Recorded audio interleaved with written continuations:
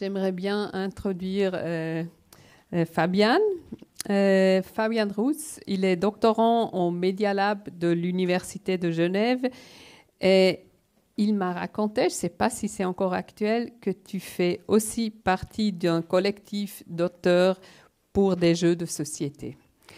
Et dans sa thèse, il s'intéresse au lien entre les jeux de société et les jeux numériques, mais aussi à la théorie des jeux vidéo, si j'ai bien compris. Et Fabian a étudié la philosophie et l'histoire de l'art à l'Université de Lausanne, ce qui lui donne aussi, si on veut, un large horizon de réflexion. Et il s'intéresse aussi à la socialisation des enfants et des adolescents. Et c'est là où on a décidé que, parce que tu as dit, oh, je pourrais parler de ça, et on choisit ce sujet-là pour aujourd'hui. Et tu vas raconter comment la pratique de jouer change avec l'âge des jeunes, des enfants. Est-ce que cela implique aussi pour la médiation? Merci que tu es là. Merci beaucoup. Merci beaucoup Evelyne, merci beaucoup Andri et toute l'organisation de cette rencontre que je trouve incroyable. Ça me fait très plaisir d'être ici aujourd'hui. Donc comme Evelyne l'évoquait, moi je vais parler plutôt des facteurs externes qui vont avoir un impact sur la pratique du jeu et la médiation et l'apprentissage par le jeu. Bon, je ne vais pas refaire complètement la bio, mais très rapidement j'ai fait un mémoire sur le jeu vidéo, sur une communauté de joueurs de jeux et de joueurs et joueuses de jeux vidéo. J'ai travaillé pendant 1 an au Game Lab Uni-l'EPFL, donc c'est un groupe de recherche à l'Université de Lausanne et à l'EPFL dans lequel j'ai monté un projet d'apprentissage avec le jeu vidéo, donc d'apprentissage de culture scolaire avec le jeu vidéo. Et maintenant, je suis au Media Lab de Genève, au sein duquel je fais une thèse sur le jeu de société. Donc, je vais présenter 2 parties. La première partie sera consacrée aux 2 âges du jeu, de quelle manière on pratique le jeu de manière différenciée selon l'âge et le genre. Dans la deuxième partie, je parlerai plutôt des conséquences sur la médiation et l'apprentissage.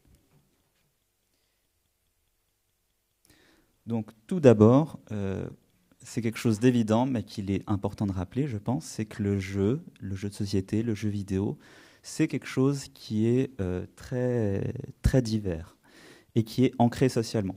Donc on ne va pas avoir les mêmes personnes qui jouent à Fortnite, qui jouent à Candy Crush, qui jouent à Loti Carotti ou qui jouent au Scrabble.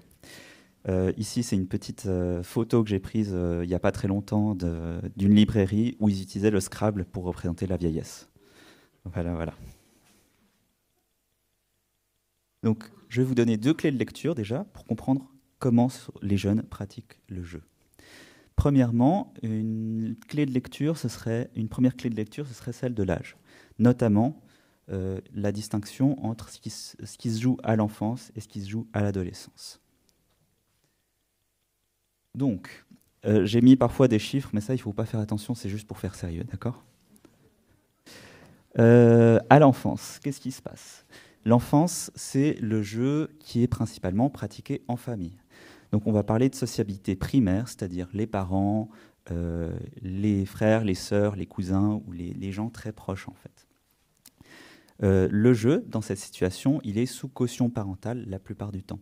C'est-à-dire que c'est les parents qui vont décider et apporter quels jeux vont jouer les enfants. Le jeu, à cet âge, il a une importance particulière, dans les classes moyennes notamment, pour l'apprentissage. C'est-à-dire que les classes moyennes vont beaucoup utiliser le jeu comme stratégie éducative, en se disant « le jeu va permettre à mon enfant d'apprendre ». Chez les classes populaires, il y a plutôt un dédain du jeu, donc on va laisser ça de côté, et puis on va laisser l'enfant se débrouiller tout seul. Et dans les classes supérieures, le jeu est tout à fait légitime, mais c'est juste qu'on va préférer d'autres types de pratiques. On va favoriser d'autres types de pratiques pour l'apprentissage de l'enfant. Donc, par exemple, c'est quasiment un cliché, hein, mais dans des enquêtes que j'ai faites, certains enfants de classe sociale supérieure avaient le lundi la piscine, le mardi le poney, le mercredi de la musique, etc., etc. Et donc, en fait, c'est pas que le jeu est défavorisé par les classes supérieures, mais c'est juste qu'il y a d'autres types de pratiques qui prennent le pas. Et quelque chose de très important, en fait, quand on parle du jeu, on a peut-être en tête des jeux qu'on connaît nous, en tant que passionnés, par exemple. Peut-être que certains d'entre vous connaissent le jeu Carcassonne, connaissent le jeu Seven Wonders ou ce type de jeu, de jeux de société. En fait, la majorité de ces jeux ne sont pas pratiqués par la population en général. Les jeux les plus pratiqués, ça va être le Monopoly, le Croque-Carotte, l'Oti-Carotti, le Uno, le Cluedo, etc. Et donc tous ces nouveaux jeux qui sortent ne sont majoritairement pas pratiqués par la population en général. Hop là. À l'adolescence, c'est une histoire totalement différente. Donc l'adolescence, c'est la période des sociabilités secondaires. Les sociabilités secondaires, c'est principalement les amis, les pairs. C'est une période d'autonomisation des goûts culturels.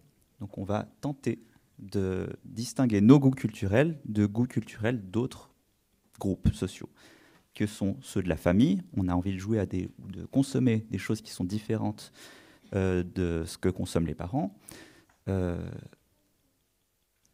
va consommer aussi des choses qui sont différentes de l'autre genre. Donc si on est un garçon, on aura tendance à consommer des choses qui sont différentes du goût des filles et inversement. Et on va aussi se distinguer des plus jeunes. On va vouloir faire grand, donc on va vouloir consommer des choses qui font grand. Notamment les jeux de tir qui sont plus plébiscités par les adolescents que par les enfants. À cette période, on voit une réduction importante de la pratique du jeu de société. C'est-à-dire que le jeu vidéo, il prend le pas, notamment chez les garçons adolescents. Et le jeu vidéo, il va servir servir à se distinguer de ces groupes sociaux que j'ai évoqués.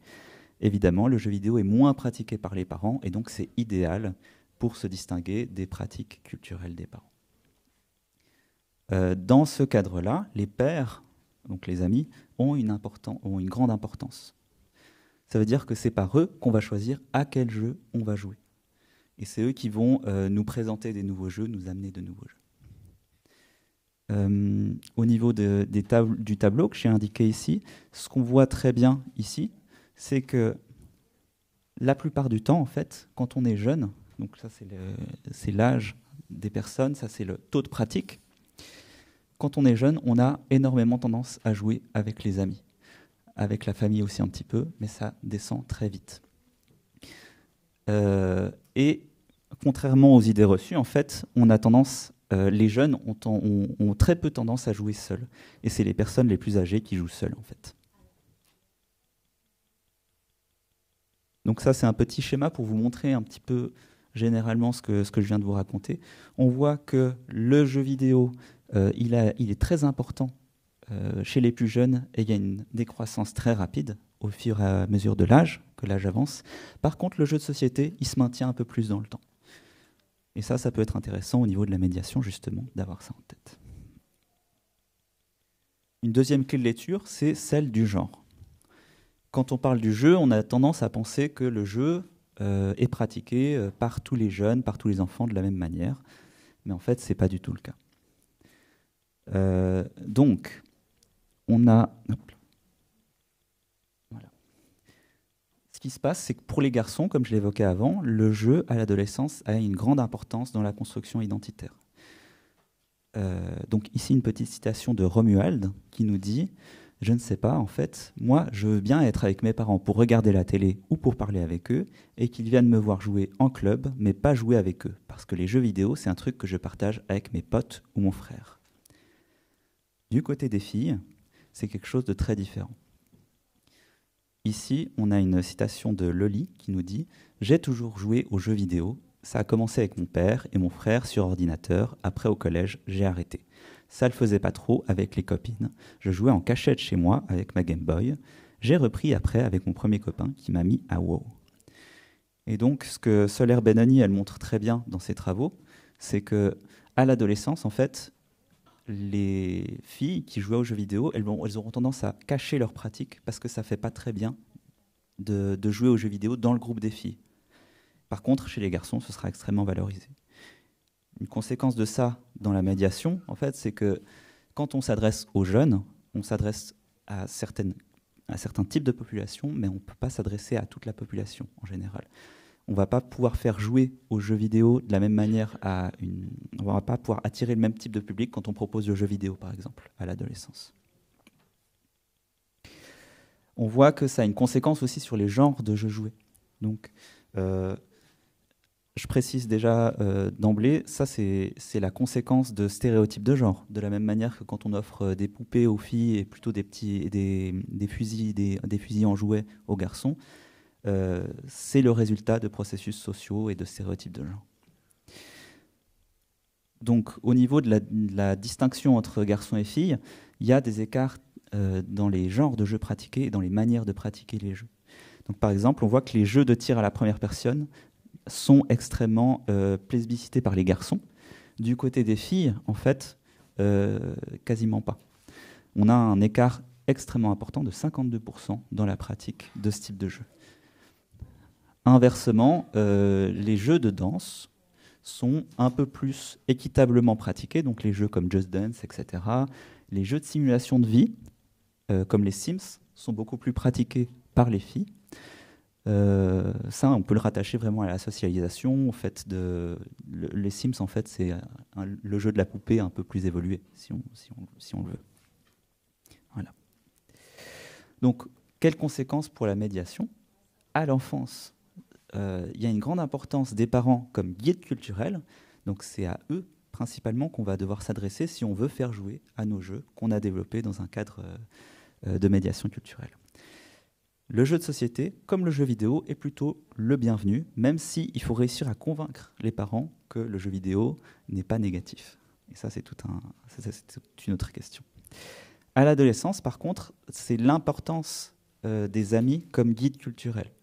Ça veut dire que les enfants auront tendance à jouer à des jeux qui sont cool et que les amis aiment. Et donc là, on va devoir réussir à faire en sorte que nos jeux soient acceptés dans la culture ludique des jeunes garçons et jeunes filles.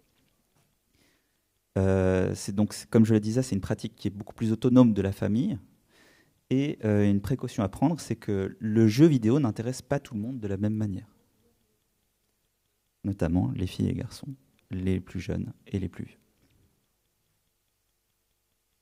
Maintenant, on va s'intéresser à un peu plus en détail ce que ça donne au niveau de la médiation.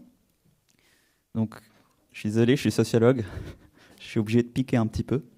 Donc, ça, c'est un article écrit par Yann Bogost qui s'intitule avec poésie « Why Gamification is Bullshit ».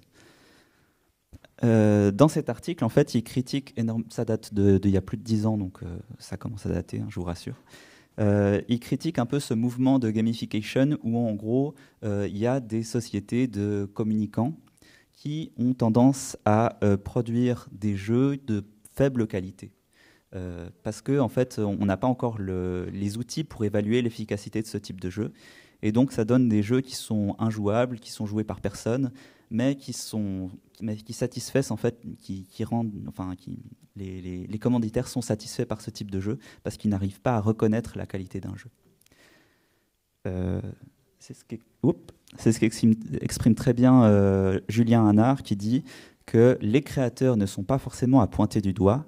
La cause se trouve plutôt du côté du système mis en place. En effet, seules les institutions achètent ces jeux aux studios et elles arrivent souvent avec des cahiers des charges lourds en contenu, peu au fait des difficultés d'un processus de création long et coûteux d'un jeu vidéo, avec de plus un budget souvent trop faible pour rivaliser avec les jeux commerciaux classiques.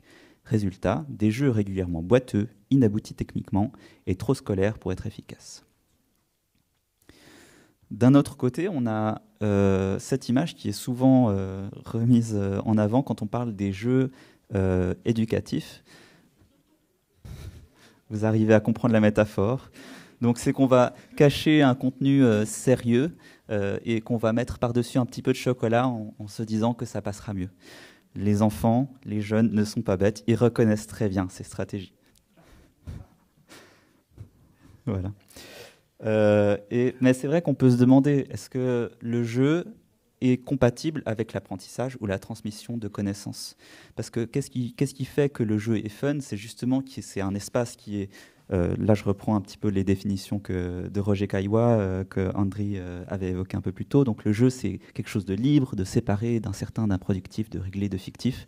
Et tout ça, ça s'oppose en fait aux mécaniques de l'apprentissage.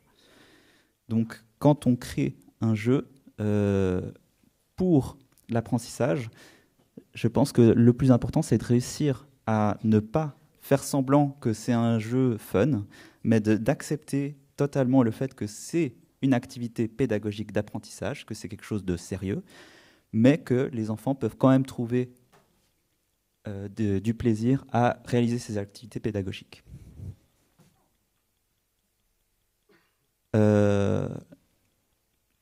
Maintenant, on peut parler aussi d'une question d'angle, de comment est-ce qu'on amène le jeu dans les activités de transmission.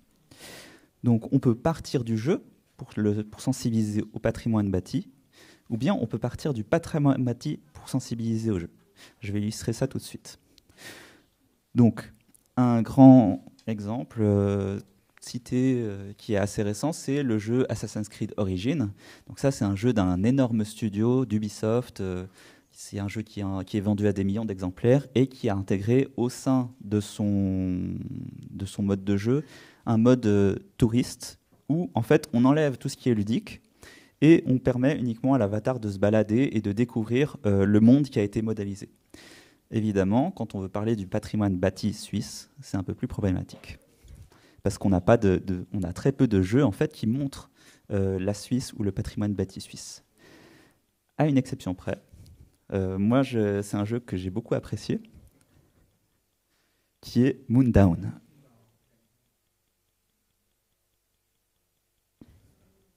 Alors, je vais vous montrer ça.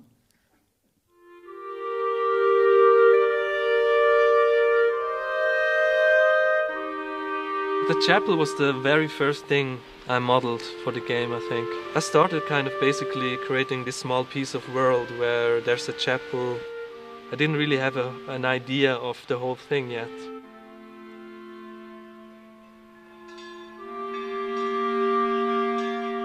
And then kind of went from there without having the whole thing planned out from the beginning. I knew the world, like the place, and I knew it's gonna be something inspired by folk tales.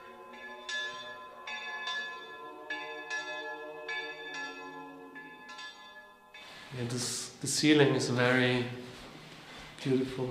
The windows, the ceiling is pretty much a chapel in the game. Also the benches. It's still one of my favorite places in the game, I think, because... Voilà. Donc c'est un jeu d'horreur.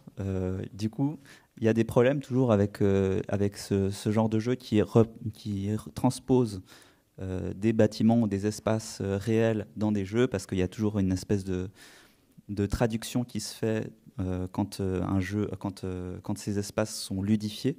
Donc il y aura des éléments qui vont disparaître dans la reproduction en jeu, mais ça reste une manière quand même d'accrocher, d'avoir une première accroche sur ces espaces qu'on peut visiter dans la vie réelle. Une deuxième approche que je trouve intéressante, c'est celle notamment de Gaëtan Van Beek dans les ateliers, c'est d'utiliser le jeu, c'est d'utiliser le patrimoine bâti et de tenter de le reproduire en jeu. Donc c'est la démarche créative que proposaient Martha et John, que je trouve très intéressante. Donc ici, dans ces ateliers, Gaëtan Van Beek, il propose à des jeunes de reproduire dans Minecraft des bâtiments ou des endroits qu'ils vont visiter et ensuite qu'ils vont reproduire dans Minecraft. Là, la démarche elle est très différente parce qu'on ne va plus s'adresser à un public extrêmement large, on va s'adresser juste aux participants de l'atelier. Et donc ça va permettre à ces participants en fait, de s'intéresser à tous les petits détails qui sont dans ces bâtiments et à prendre des mesures et à s'intéresser vraiment au patrimoine local. Donc en résumé, ce que je voudrais amener, c'est qu'il y a une distinction importante de la pratique ludique selon l'âge et le genre à prendre en compte dans la médiation. Et deuxièmement, l'importance du contexte pour utiliser le jeu dans la médiation. Le jeu seul ne se suffit pas et l'accompagnement est important. Je vous remercie de votre attention.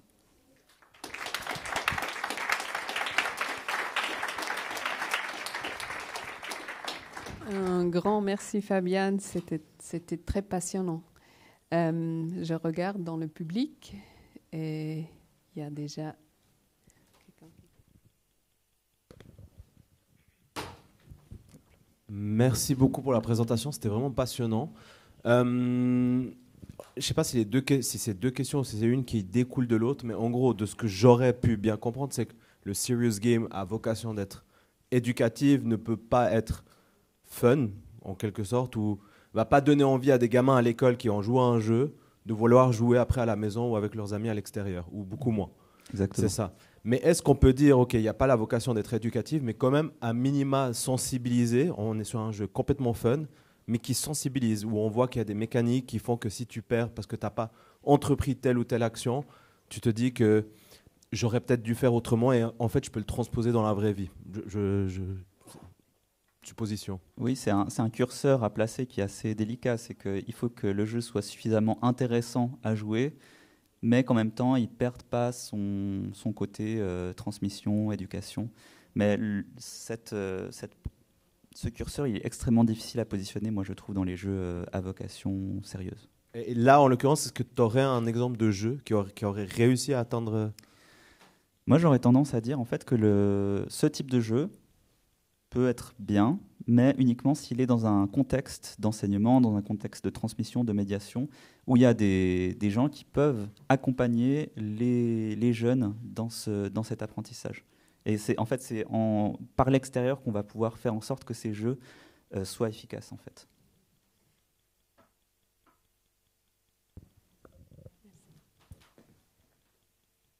Ja, vielleicht eine Frage, die daran anknüpft, also an dieses Verhältnis von Mittel und Zweck. Vielleicht auch aus eigener Erfahrung. Wir haben mal eine App gemacht zu öffentlichen Plätzen mit Augmented Reality. Damals war Augmented Reality noch sehr jung. Und das führte dazu, wenn wir die App vorgestellt haben, musste ich immer erklären, was ist Augmented Reality?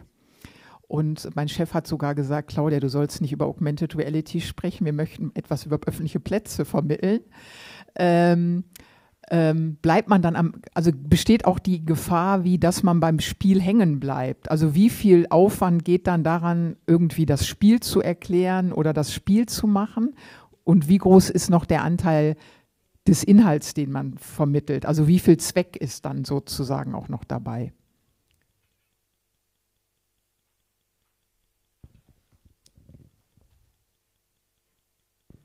Alors, ça c'est sûr. Ça c'est sûr que, encore une fois, le contexte de jeu est extrêmement important parce que, notamment pour le jeu analogique, il y a un coût extrêmement important d'expliquer les règles de jeu, d'encadrer la pratique. Et c'est la même chose. Je vais donner quasiment la même réponse qu'avant. C'est que l'accompagnement dans l'activité est extrêmement important et crucial pour pouvoir transmettre des connaissances à travers le jeu.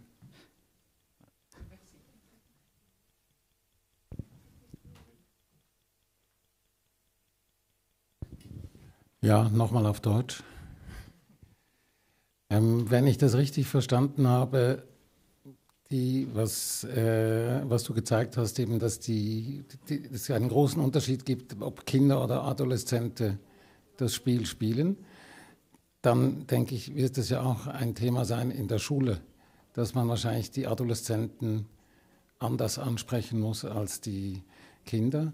Und wahrscheinlich ist es schwieriger, zumal sie dann schon eine eigene Spielbiografie haben, die in diese oder in jene Richtung geht, dann auch von den Geschlechtern. Also denke ich, ist die große Schwierigkeit fast, Spiele zu entwickeln für 14- bis 16-Jährige als für 8- bis 10-Jährige. Ist das so?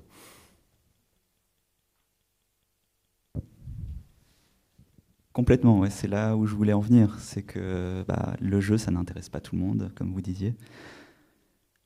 Nous, on a fait des ateliers, donc au Game Lab, on a fait des ateliers d'éducation avec le jeu vidéo et on voyait très bien que dans les classes, il y avait toujours 3-4 personnes qui étaient ultra motivées, la moitié qui était moyennement motivée et puis une partie de la classe qui s'endormait au fond ou qui râlait. Donc c'est une énorme difficulté et ce qui peut permettre de mieux intégrer le jeu, c'est de pas partir forcément des références extrêmement geek, si je peux me permettre le terme, mais de parler de références qui parlent à plus de gens. Notamment, ça peut être très bizarre de mêler patrimoine bâti mais les jeux de danse, c'est super.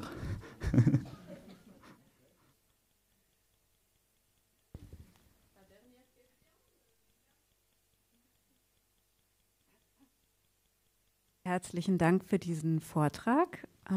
Ich stelle eine Frage, die ich gerade mit meinen Kolleginnen hier hinten auch diskutiert habe. Es ist nicht nur meine Frage und sie bezieht sich auf dieses Bild mit dem Brokkoli und der Schokolade.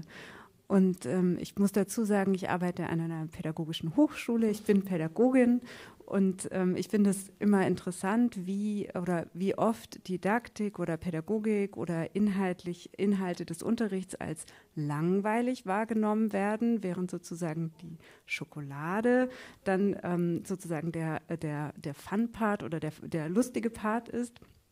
Und ich habe mich in dem Zusammenhang gerade gefragt, darf Lernen denn keinen Spaß machen? Oder was ist eigentlich diese Vorstellung davon, dass Humor und Spaß keinen Platz in der Schule haben soll? Das verstehe ich manchmal nicht. Und das ist jetzt eine provokative Frage zurück, wie jemand, der sich eben sehr viel mit Games auseinandersetzt, die ja Spaß machen.